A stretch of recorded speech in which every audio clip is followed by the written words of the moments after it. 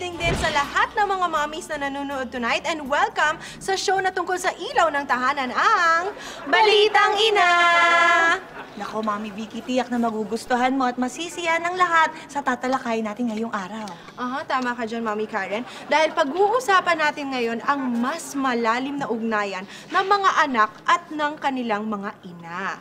So mga mommies, nagkaroon na ba kayo ng situation na parang naranasan nyo na pareho kayo ng feelings o ng emosyon or mapa-physical or emotional na nararamdaman ng inyong mga anak?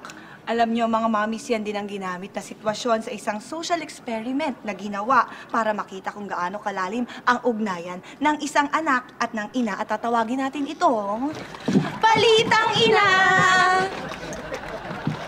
Pumili ang gumawa ng social experiment ng 10 pares na mag-ina. Ganito ang naging senaryo. Papipilahin ang mga nanay. Tapos, pipiringan naman ang kanilang mga anak. At habang nakapiring ang kanilang mga anak, lalapit ang mga nanay sa tigi-isa-isang mga chikiting at yayakapin nila ito.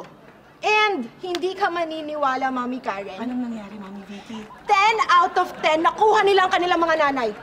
Apakagaling. Naku, isa yung matinding patunay na may mas malalim na bond ang anak at ang ina. Tama ka naman talaga dyan, Mami Karen. And I'm sure madaming mga mommies ang nanonood tonight ang nakaka-relate talaga. Alam mo,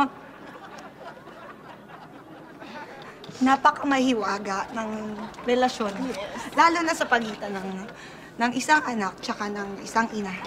No? Pero sayang, Mami Vicky, wala na naman tayong oras. Ayan ang Mami Karen. Ikaw, okay ka lang ba?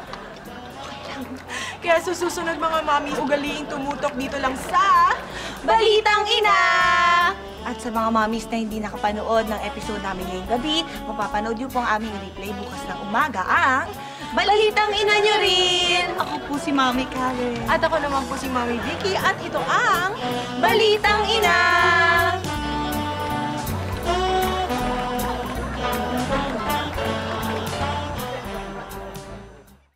Ay! Grabe! Exciting talaga mga eksena, di ba? At dahil hindi kayo bumibitaw sa amin, meron kaming mga sorpresa para lang sa inyo. Ang gagawin nyo lang, pumunta lang kayo sa aming website.